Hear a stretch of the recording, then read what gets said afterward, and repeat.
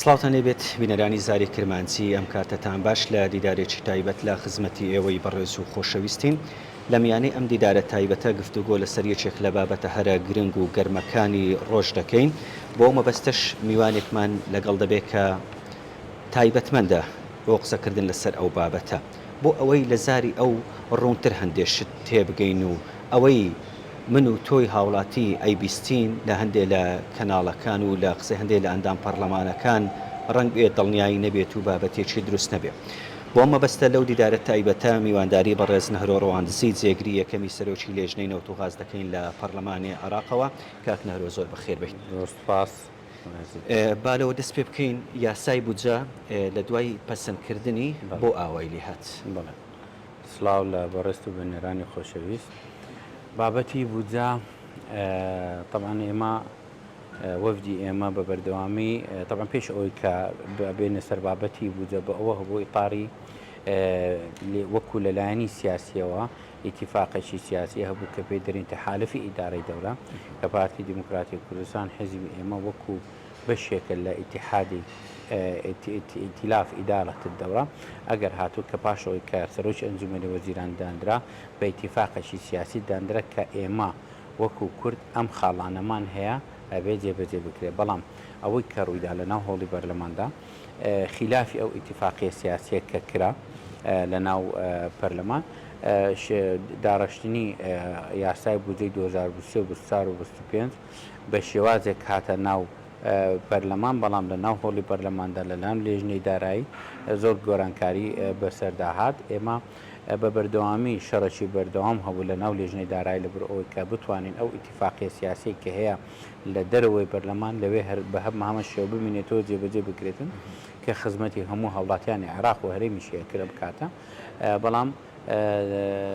یان چەلایەنێک بە شۆڤینیانە باتەعانی بە وەکو ڕابردوو وەکو نظامی بەعس کاریان دەکرد لەسەرەوە کە لە تایبەتی لە دژی هەرێمی کوردستان کار بکاتن. ئێمەش بەپێ ئەو تعلیماتانێکە هەمان بوو ئەبوایە بڕۆیشت با بودجە بە شێوازەکە لەبەرەوەی هاوڵاتیان عێراق بەعام چاڕوانی مۆزوعی بابەتی بودجە بوون هەموو کارەکان ڕاوەستا بوون لە سەرتاسەری عێراق و کەمان لە هەرێمی کوردستانیش لەبەرەوەی ئو بڕیارێک کە دەرچوو لە دادگای پاریس لە 25/2023 کە هەناردەنەکردنی نەوتی هەرێمی کوردستان ڕاجیراوتبادە لە محکمە ئیتیحادی بڕیاریدا کە نادەستوریەتی هەناردەکردنی نەوتە لەلایەن حکوومەتی هەرێمی کوردستان ئەم بابەتانە هەموو دۆخەکەی بۆ لێ کردکەوە ئێمەش بە هەر شێوەیەک بین بتوانین هەرچنەبی ڕاتبی موچەی فەرمانبەرانی هەرێمی کوردستان دابین بکرێتن لە ڕێگەی پەسەندکردنی ئەم بودجەیە. کاک نەهرۆ باشە بەس پێشەوەی بودجەکە بێتە پەرلەمان لە بینی حکوومەتی هەرێم و حکوومەتی ناوەندی ڕێکەوتن کرابوو. باشە بۆ ئەو ڕێکەوتنە بۆ ئەو بوو کاری پەرلەمانیش ئاسانتر بکرێت و زووتر بودجەکە تێپەڕێ بۆ کە هاتە پەرلەمانە و ئاستەنگانی بۆ دروست خۆی دائما معروفە ئەمە لە هەموو لە بەشێک لە شیعیەکان و بەشێک لە سونیەکان کە دژی کورد کارەکەن لەوێندرا بابەتێکیان دروست کردکەوە بە هیچ نوعات نانەوێتن ئەم مافەی بدەنە هەرێمی کوردستان بۆ ئەم بابە هەناردەکردن و مۆزوعی بودجە کاریان لەسەرەوە کرد. ئێمەش نەمانوێت ئەم بابەتە تاخیربی ئەمە فەقەرەیەکمان لا مهم بوتون کە بیسانە لەم تەمینکردنی ڕەواتبی هەرێمی کوردستان بوو کە ئەمە بەپێی بودجەکە ئەبا تەنفیز کرابە بەڵام کە کاتی جێبەجێکردنی تعلیماتیان و یعنی چەند عائقەشیان چەند ڕێگرێکیان دروست کردێت لە تعلیماتەکە کە نەتوانن ئەمەش جێبەجێ بکەن. بۆی ئێمە ئەو کێشە ئەوە بکەوە بەپێ بودجە ئەتوانین مەسەن هەچنە با ڕاتبەکە بعد بە بەڵام ئەو کێشانێک کە دروستیان کردێوان لێ کردێت کە ڕێگر بیتن بۆ ئەوەی کە حتا مۆزوعی فەرمانبەرانیش نێتن ئەوە بوو کە ئێمە موقفێکی سیاسی بە قووەتمان هەبوو لەگەر بە وەکو ئەوەی کە جەنابی سەرۆک بارزانی بەپێ ئەو پەیوەندی بە بەردەوامی کە لەگە حکوومەتی ئێتیحادی لەگەر بەڕێز محەممەد شیع سوودانی ئێوە دەبی ڕێگە چارەسەرێکی ببینەوە بۆ ئەوەی حتاگە بە شێوەیەکی کاتیش بیتن تاوەکو مۆزوعی بودجە چارەسەرێکی بدەکە بە شێوازی تعدیل بی یان بە هەر شێوەیەکی کەبی ئەوە بوو لە بودجە ئەوەمان کرد بە حیسابی ئەو بابەتەشمان کرد بۆ ئێمە وەکو لێژنەی ینی زەبرادرانی ئێمە لە لێژنەی دارایە و وەفدی هەرێمی کوردستان حسابی ئەوان کردبوو کە بە تەفکیرێکی شۆڤینیانە فکرکردنەوە بەڵام لە خاڵی سێزە باسەوەی دەکرێتن لە بەندێک لە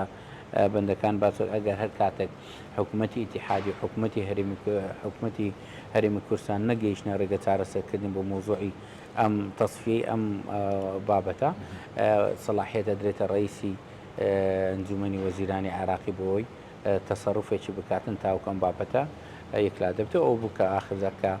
بڕیاردراکاوە بە شێوەی سولفا ئەم پارە بنێردێتن تاوەکو ڕێگەیەک ببیندرێتەوە بۆ ئەوەی ئەم بابەتە چارەسەر بکرێتن لە ئێستادا چی ئەکرێتن ینی لەوە موچەی مانجی 7 با بڵێن لە بەغدا خەریکە مانجی نۆدا بەشەکرێتن هەرێم 7 وەرنەگرتووە چی ئەکرێ و چ زانیارێک ئەوەندێ دەبێ بابەتی بودجە ناتە ینی ناتوانن جێبەجێ بکرێتن بەڵام ئەبێ حکوومەتی عێراقی پاشەوەی کە بابەتی مەلەفی نەفت تەسلیمی حکوومەتی عێراقیکە ئێمە تەنانە داهاتەکانی ناوخۆ لای خۆمانە مینێتەوە لە هەمان کاتدا طبعا کە مینێتەوە تەزی لەکرێتن لای حکوومەتی اتحادی کە چەند بمینێتەوە ئەبێ حکوومەتی عێراقی بە شێوەی سولفا بدرێتن تاوەکو مۆزوعی بودجە بەچی شێوازە لەوانەیە داوا بکاتن کە گۆڕانکاریدا بکرێت بێتەوە ناهۆڵی پەرلەمان و گۆڕانی تێدا بکرێتن بە شێوەیە کە بتوانن جێبەجێ بکەن ینی قابل ئەوەی ئێستا یاسای بودجە جارێکی تر بێتەوە ناو بەتەکید هەموو یاسای قابلی تعدیلکردنە بینە سەر ئەوەی کە لە یاسای بودجە ئەو پشک و مافی هەرێمی کوردستان بە 100% دیاری کرابوو ئێوە وەکو ئەندام پەرلەمانێکە لە بەغدا بوون ئەو خاڵانەی لە نێو بودجە و بەرگە و مادەکان تەواو لە بەرژەوەندی هەرێمی کوردستان بۆ گەرجێ بەجێ بوو بە بەتەکید کە لە بەپێی ئەوەی کە بەپێ ئەو اتفاقی سیاسی هەبوو و بەپێ ئەوەی کە ئەو بەو شێوازەی کە هاتە ناو پەرلەمان بەتەکید لە بەرژەوەندی هەم حکوومەتی عێراقیدا بوو هەم لە حکوومەتی هەرێمی کوردستان بەتەکید 100% لە بەرژەوەندی هەردوولادا کاک نەرۆ ئێستا هەندێک لایەنی ناوخۆیشمان باسییان لەوە کرد ئەگەر حکوومەتی هەرێم نەوترا دەستی بەغدا بکە بارودۆخی خەڵکی کوردستان باشتر دەبێ موچە باشتر دەبێ کار و پرۆژەکان باشتر دەبوون باش ئێستا هەرێم نەوتەکەی ڕادەست کرد بۆ بەداخەوە من یەکشت لۆ بەڕێزت باسەکەم ئێمە ئەوەندەی کە باسی ئەو ینی بە هیچ بە شێوازێکیها لێ وەرنەگیرن ئەمڕۆ لە بابەتی ئینتیخابات و لە بابەتی خۆ دەرهینان لە ناو ملەتدا و ئەزانن ئەگە هەر یەکێک معارەزە بکاتن لە هەر بابەتێک کە پارتی خۆی بە خاوەنی قەزیە کوردی دەزانێت خۆ بە خاوەنی کە هەموو مافەکانی کورد دەزانێتن خۆ بە دیفاعکەریەکە مەزانێتن لە بەغدا بۆ ئەو مافانەی کە بەدەست بینیتن ئەمانە بە هەموو شێوەگەری ئەو هابکە با ئەوە بێ ینی لایەنە کوردەکان ئەم بابەتانە هەرە قۆزنەوە بە شێوازەکەەوە بتوان ببتە بۆی وەکو انتخاباتێک بەکاری بێنن بەڵام فەرموو ئێوە ئەوەتانەویست دەفەرموو کا بڵام ئێستا لە چێنە ئالۆنانە ناو شەشە باس لەوەی بکەنکەوە ئادی ئەو قسانەیەتان کردکە فەرموو ما تەنانەت بابەتی بەست و ئەوەی خۆ دەرهینانی ئەلامێ هیچ کەچیان ڕیکلامە هەرەوەندە هیچ شتێکیان پێ لە ئێستاتەوەکو خۆت گوتت لە بەرامبەر ئەو بابەتە بێدەنگ و هەڵوێستێکیان نیە لەسەر ئەوەی کە حکوومەتی هەرێم پابند بوو بە داهاتی نەوتەکەی ڕادەست کرد و کەچی بەغدا ماف و شایستە دارایەکانی هەرێمی کوردستان دانێرێت کاک نەهرو بە دروستی ئەوەندەی دووخلە لە پەرلەمانی عێراقن و باش لە هەندێک شت تێگەیشتن و لە نزیکەوە ئاگادارن کێشەی بەغدا بە دروستی لەگەڵ هەرێمی کوردستان چیە یاساییە یا سیاسی بەتێکید سیاسیە بەتێکی تەنانەت بە سیاسیش نییە مۆزە ئەو کە بێ با پێتان برێن ئێمە وەکو کورد عرب وەکو ناحێ ملەتی هیچ کێسێکمانمە چیشەیەکمان لە مابین یەکتدانێت لە سەئاستی هاوڵاتیانی سیڤیلی عێراقی بەهام و لە هەمان کاتدا لەگەر هەموو لایەنە قەومیاتەکانی کە کەمینەی پێدەێتن هیچ کێشەیەکمانی ئەم بابەتانە بابەتی سیاسینە بە ئەنجدای خارجی کارەکەن ئەگەر هەر یەکەکیانی ئەمە بەداخەوە کەسیان وەکو ئێمە مەسەن ئێمە سەر و بارزانمە خۆی با قەزیە کوردیەزانی بەڵام ئەمە لە بەغدا نییە کەسێک لە سوڵتە نییە کە هەز بکە ئەم وڵاتە وڵاتی خۆتی ئەم ملەتە ملەتی خۆتی ئەمما ئەم ئەوانەی کە دێنە سەر ئەم پۆستانە بە دامی خارجی دێن دامی وڵاتانی دەرەوە دێن ئەم بابەتانش کە دێن زیاتر بە حسابی ئەوەکەین بەرژەوەندی وڵاتانی دراوسێ بەرچاو بکەنەوە کەوانی ناو وڵاتی خۆ یعنی ئێستا لە قسەکان توا دەرەکە ئێستا بۆن ونا سەرۆکوەزیرانی عێراق ڕەنگ بێ بە هەموو ئەو دەسەڵاتانەی کە هەیەی وەکو سەرۆکوەزیران بەڵام هەندێ لە ڕۆڵی کەسانی ناوخۆی یا نێودەوڵەتی بربەستی بۆ دروستە بێ لە چۆنیەتی بڕیاردان بالتأكيد بالتأكيد باشە کاکنارۆ ڕۆڵی نوێنەرانی کورد لە بەغدا بە هەموو پێکاتەوە ڕەنگەکانەوە چی بوو لە بەرامبەر پەسەندکردنی بودجە هەمویان یەک دەنگ و یەکڕابوون لەسەر ئەو بابەتە دیسان ئێمە دائیمەن ئەمە باس لەوەیەکەین جەنابی سەرۆکیش دەرمجارە باس لەوەی کردێکەوە ئەگەر ئێمە وەکو کورچێشەیەکمان هەبی چوشەکە لە ناو ماڵی خۆمانە بەڵام کاتوو باس لەو کاتێک کە باس ئەوە دەکەی کە دەچیە حکوومەتی ئیتیحادی لەوێ دانیشی ئەتوو وەکو کورد ئەبێ بە یەک دەستکار بکەیت لە ئەوەی زۆرترین ماکۆ هەڵاتیانی خۆدبینی ئەو یەک دەست بەڵام بەداوەخەوە نییە بووە ئێمە یەک کێشەمان هەیە وەکو پارتی دیموکراتی و کوردستان دووبارەیەکەم کە خۆمان بە خاوەنی قەزیە کوردی دەزانین بەڵام بالانەکانی تر کە بێەوەی ناویان بینم وازحیشە لە هەموو کەسێک کەوا کار لەسەر ئەوەی دەکەن بابەتیان لکنەوان مۆزۆ هەریم نییە مۆزۆ چۆن بتوانن جەزبی یاختاوە هەڵوێستی شارە وەربگرن بە دژایەتی پارتیمان نەزم بە چ شێوازێک ئەم تەفکیرە ئەم عقلیەتیانە هەیە کار لەسەر ئەویان دەکرد ئەگەر ئەوانە ئەمە یەک دەستمان زۆر شتی باشتر دەستکەوتنی باشتر ئەمەش نەمانە نەتوانێت ئەم تەعادایش بکەن نە هەر لە ئەوەی بوزە و نە لە زۆر بابەتی دیکە کاکنەرۆ شتێکی تر هەیە باسەکرێ زانیاری نادروسترابێ بە بەغدا لە سەرداهات و موچەی موچەخۆرانی هەرێمی کوردستان ئەندام پەرلەمانی کورد لە بەغدایە هێزێکی ناوخۆ لە هەرێمی کوردستان توانیوێتی ئەو زانیاریە نادروستانە بداتن بە حکوومەتی ناوەندی لە چ بابەتێک لە مەسلەی موچەخۆری هەرێم موچەخۆری ڕاستەقینە نیە ژمارەیان زیاترە کەمترە ئەمە دایرەی ڕقابەی ئێمە هەیە من آخر جار و بینی هەردوو دائیرەی ڕقابەی ئیتیحادی و هەرێمی کوردستان کۆبوونەوە و دائیرەی ڕقابەی ئیتیحادی لە راپۆرتی ئەخیری دەستخۆشی لە ڕقابەی هەرێمی کوردستان کاری کە بە شەفافیت ئەوەی ویستیان لە بەردەستیان دانراوە زانیاریەکان بە دروستی وەنیان گرتەوە ئەوانیش تەقدیر و شکر واتە دەستخۆشیان لە ئێمە کردیان کە ئێمە زۆر بە شەفافیت تەعامل دەکەین ئەسڵەن وەزیری دارایی ئەوسەچش پارتی نییە کەواتە ینی ئێمە زۆر بە شەفافیت تەعامل دەکەین لەگەر بەغدا و هەموو بابەتەکان بەردەستیان ئەتوان بە کەیف خۆیان چێک بکەنەوە و بەراورد بکەن لەگەر بەغدا و هەموو شتەکانە بە دروستی ئێمە بە زۆر بە شەفافیت و دیوبارە دەرێم زۆر بە ڕوونی دەستخۆشیان لێکردین خەڵکو و موچەخۆری هەرێم چاوەڕوانی ئاسۆیەکی ڕوون بن لە بەغدا ئەمە دیسان زۆر شت هەیە باسەکەین بابەتەکانی ئێمە بابەتی سیاسینە بابەتی نا یاساییە ینی هیچ پەیوەندی بە سوڵتاتی تەنفیزی و تەشریع و قەضایی دانیە بە صرف سیاسیە ئێمە وا تەئەمول دەکەین ینی داخوازین ئینشاءالله لە داهاتووە ئەم بابەتانە حەل بیتن بێ ئەوەی هیچ کێشێک لە بۆ هاوڵاتیان ببینێت دیسان ئەگەر موچەی مانگەکانی 7 چی بەسەردێگەر ئەو پرسیارە بکەمەوە کە بودجەی کوردستان بەغدا بە دروستی ئەو جارە خەرجی ئەکایان پێویستی بەوێ دیسان وەفدی حکوومەتی هەرێم لە ئاستی باڵا باسم کرد ئەبێ وەفدی هەرێمی کوردستان بە بەردەوامی لە خەتە لەگەر حکوومەتی ئیتیحادی ئەبێ بودجە تعدیل بکرێ گۆڕانکاری بەسەردابی بێڕێتەوە ناو هەڵیپەنە بۆ ئەوی بتوانن جێبەجێ بکەن ئەگەڵا بەنا ئەگەر بەو شێوازە نەبیتن ئەبێ بە بەردەوامی بە شێوەی سولفا بنێردرێت لەگەر داهاتی ناوخۆلێک بدرێتن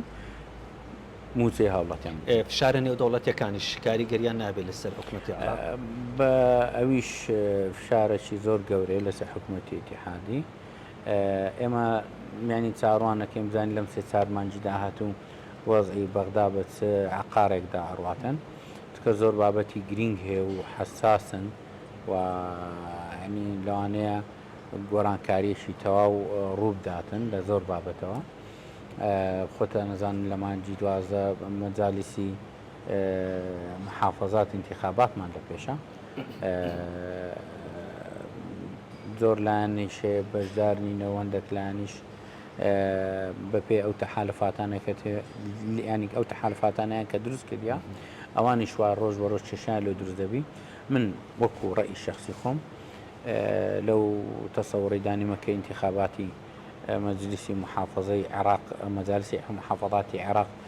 ديال هرم كردستان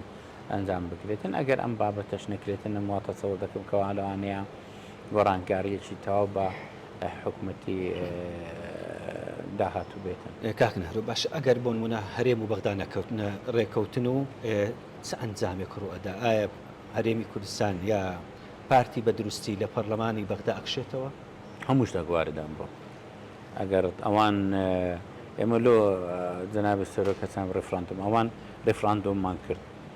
لەبەر ئەوەی ئەمان حسابی عێراق حسابی کوردیان نەکرد وەکو هاوڵاتیەکی دەرەجە دووسێت ئەمە ئەومە قبول ناکات جەنابی سەرۆک وازانی لە ئاخر کۆبنەوەش لەگەڵ ئێمە ئەرە بە هیچ شێوازێک ئێمە قبول ناکەین ئەم بابەتە بەردەوام بی و ئەگە بەردەوام بیتن نێتە بابەت چارەسەرکردن ئێمە مواقفی خۆمان دەبیتن کە بەرژەوەندی هاوڵاتی کوردی خۆمان لەسەری هەموو شتێکە. تۆ دووخل ئەندامی پەرلەمانی ئەرچی تۆیە ئەویانی لێ تێگەیشت و لە بەغدا لە خولیەکەم ئاسانتر بوو کارکردنیان لەم خولەی پەرلەمان؟ ئەکید لەم خولە لەو من ئاسانتر بوو لەبەر ئەوەیە تۆ خبرەیەکت پەیدا کردێ لە بوارە پەیوەندیەکان ڕۆژ لەبەر دوای ڕۆژ بەقووەتر دەبێتن جگە لەوەی ئەو پۆستێکی ئێستا من تێدامە بابەتی نەوتە ئەمەش بە بەردەوامی ئاکتیڤین لەسەر بخاتە یان باوەڕم پێ بکە لەوانێ لە 3 مانگ جارێک نەهاتیمەوە هەرێمی کوردستان بە بەردەوامی پەیوەندیمان کردێ لەگە هەموو شەریکاتەکانی نەوتی عێراقی هەر لە بەسرا و لە میسان و لە عەمارە و لە نەجەف و لە کەربەلا و لە کەرکووک جگە لە هەرێمی کوردستان لە بەغدا بە هەمان شێوە لە ئەنبار یعنی بە بەردەوامی دراسەتیش داوامان کردووە ئەوەی کە هاوکاریمان کردەوە بەپێ ئەو زانیاریانی هیتمان ئەو زانیارانە مندایتە وەفدی هەرێمی کوردستان بۆ ئەو کە بتوانن چۆن بابەتی کولفەی نەوت دەرهێنانی نەوت تەزبیت بکرێتن لەگە حکوومەتی ئیتیحادی ئەم بابەتانەمان هەموو دایتێک کە ئەمان باس لە شتێک دەکەن وانە لەبەرەوە ئەم داتان و زانیاران لای ئێمە هەیە فبەتەکیید ئەم خولە بۆ من زۆر ینی ئاکتیڤتر خۆم دانم لە ئی پێشتر. حکوومەتی عراقی مادەم تۆ لە لێژنەیەکی گرنجەکە نەوت و غازە هەرێمی کوردستان بە تەواوی نەوتەکەی ڕادەست کردووە لەو لە هەندێک کەس دەڵێ ڕادەستی نەکردووە تۆ چ دڵنیاییەکە دەیتە خەڵکی کوردستان؟ ئێمە با پێ ئەوەلان نەوتی هەرێمی کوردستان وەزام لە خاچی هەرێمی کوردستانە ڕادەستکردن ئەوە تەنانەت ئەوەی خۆت دەریێنی وەکو لە ڕێگەی کۆمپانیەکانی کەمە ئیتیفاقمان لەگەری هەیە لە پێشتر وەکو عەقدی شەراکەیە بەڵام تەسلیمی واتە فرۆشنەکە لە ڕێگەی کۆمپانیە سۆن بە پێی بڕیاری محکەمەی ئیتیحادی تاوەکو ئێستا خۆمان مشرفین لەسەر باڵگە حقوقەکان و لە ڕێگەی ئەو کرێبەستێکەیەکمان لەگە شەریکات و ئەمە تەنانەت تەزدیرەکەی ڕاوەستایە بەڵام بە بەردەوامی ڕۆژانەش هەتاوەکو ئێستا 90,000 بەرمیل ئێمە ڕادەستی حکوومەتی ئیتیحادی دەکەین تاوەکو ئەمڕۆ ڕۆژانە هەتا نەگاتە 100,000 بەرمیل ڕادەستیان دەکەن بۆ ئەوی ئالوگۆری پێ بکرێتن لە سەبابەتی مۆزوعی بوو جەشتیواجە باش هەر لەسەر نەوت بۆن منە لێرە بەدواکە وەرزی سەرما و سۆڵەدادێ نەوتی سپی ماڵان بەغدا ئەینێرێتن بەتێکید ئەمە لەسەر حکوومەتی عێراقیە کە ئەم بابەتە دابین بکاتن منیش ینی کار دەکەین کە بتوانین وەکو بە شێوازی شخصی کە بتوانین بەڵکەم بتوانین کە بۆ هاوڵاتیانی فەقیر وەکو هەموو ساڵانی پێشتر ئەوەی پێم کرابی کردیتم حاولاکەم شوێنێک دابین بکەم وەکو شەخص لە بەغدا بتوان بە سعرێکی مەدعوم بینم بتوانم بدەینەوە هاوڵاتیان ئەمەش کاری لەسەرەکەین لەسەر بنزین چی هەیە کاک نەرۆ ئەو بنزینەی لە بەغدایە بوون 450 دیناریە دێتە هەرێمی کوردستانیش؟ نا ینی بۆ شێوازەی نییە چونکە حکوومەتی عێراقی بە لەبەرەوەی مەسفایەکانی بەشی ناکاتن بنزین ئەکید هەر رەسیتم بە ئستیرادکردنی ئەوەی ئەم بزانم کۆمپانیایەکی کوردی خۆمان لە بەسرە بنزین دینیتن بە ناوی هەرێمی کوردستان بەڵام هەتا ئاگاتە ئێراکیت کولفەی زیاد دەبێتن. باشە شتێک دیمەنێک بڵاو بۆتەوە شەڕێک هەیە لە نێو پەرلەمان تۆ یەکێکی لەوەندان پەرلەمانانەی دەچی ئیدی لە شەڕەکە بەشداری بە ڕوونتر بێن بڵێ ئەو ڕووداوە چۆن بوو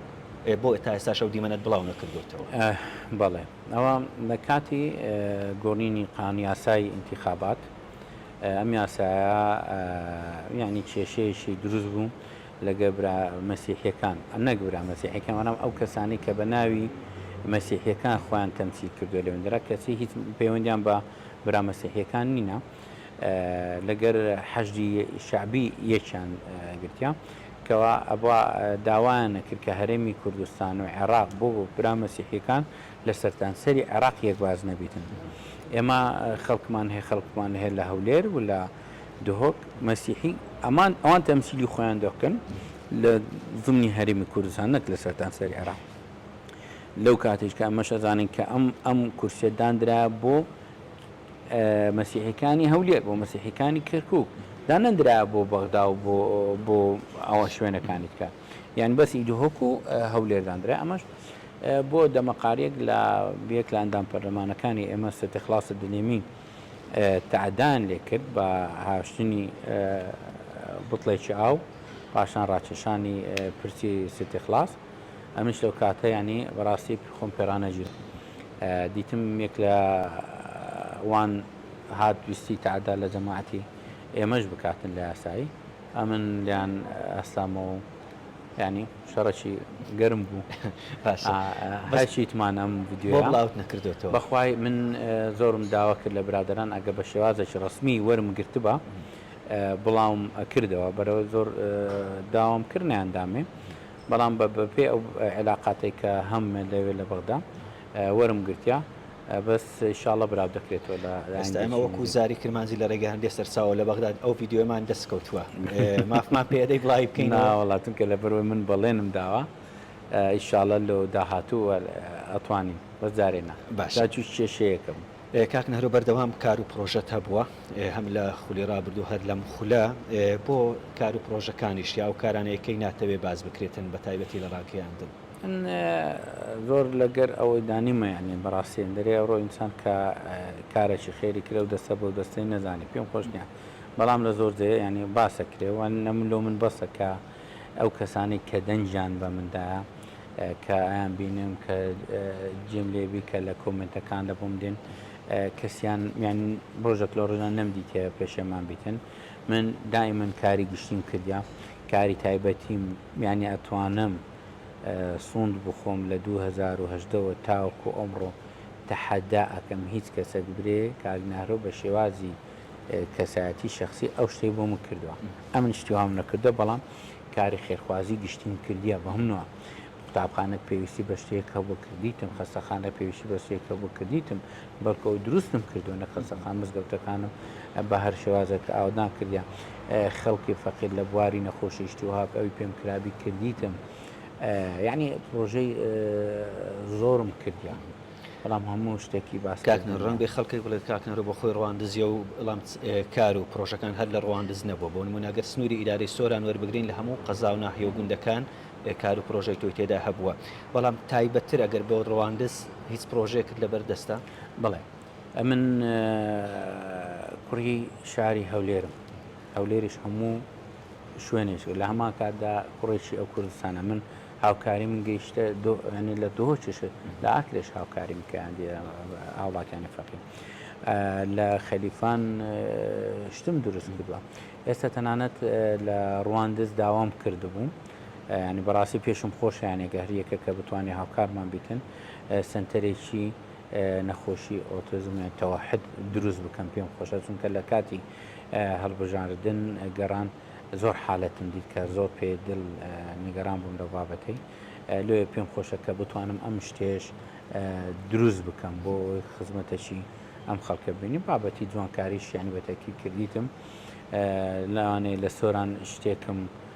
پارکێکم بەردەستە و لە ڕواندزیش پارکێکم لە بەردەست کە بتوانم شتێک سیمایەکی جوان بۆ سۆران یاخود بۆ ڕواندزیان هەر شوێنێککە لە قدرەت و تااقەتی مندا هەبیتن تەقسیری ناکەم باش کاکنەوێمە لەبەر کەمیکات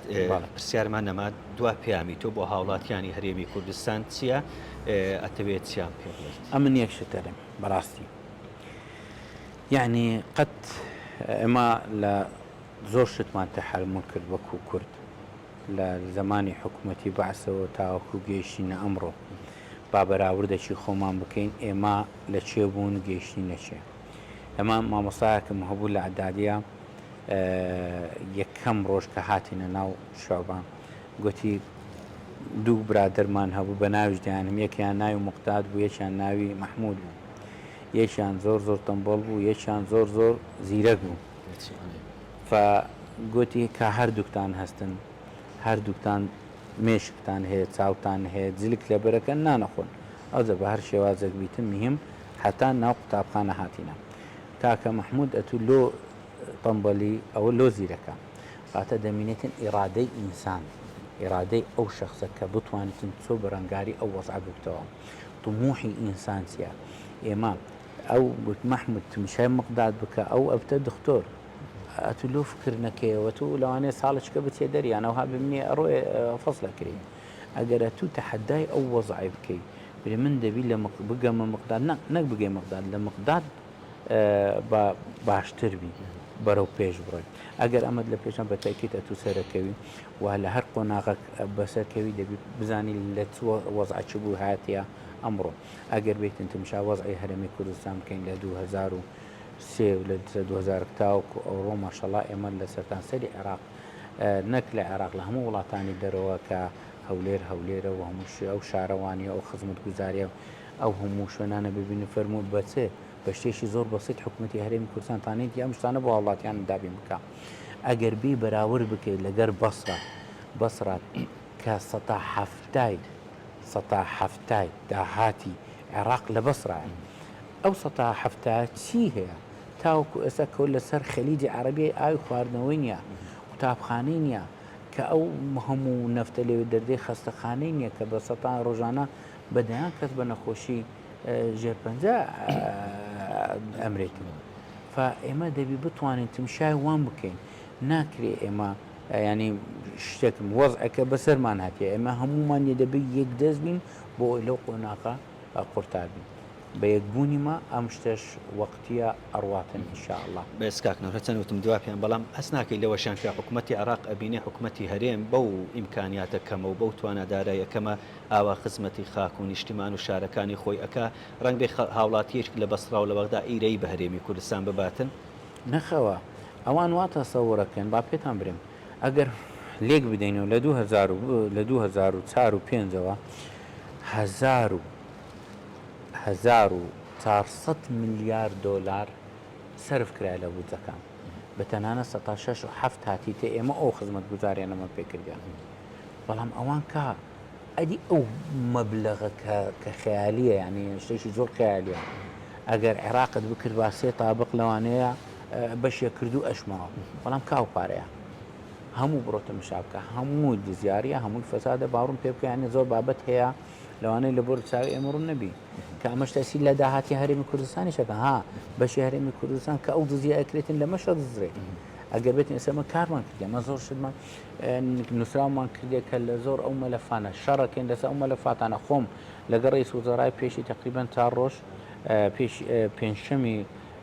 ڕۆیشت کە لەگەری دانیشت بووم بە تایبەتی 45 دقە چەندین پرۆژەی فەساد مەلەفی فەساد گەندەلیم دادەسی ڕئیس وزرا ئەمە کار بکری لەسەر لەبەر ئەمە تەسی لە داهاتی عێراقە کە داهاتی عێراقی تەسی لە داهاتی هەرێمی کوردستانە کار ئەم دزیە هەمووی ئەڕوا بێ و کەسدانی ئەمە لە هوتێل لە دام و دەستگاکان ئەوەکی سکوریتی هەیە زیادی تەفتیشی سکوریتی لە ڕووی ئەمنیەوە کە هاوڵاتێک دێتە ژۆرێ فەحسەکردن ئەمە بە 150 دلارە لێ بە 50,000 دلار نووسراوە شتی خەیالی هەیە لێ ئێمە کارمان کردی وەکو شەخص ئەمن ئەوم پێ قبول ناکەێتن حديث نبوي داري من رأى منكم عملا منكرا فليغيره بيده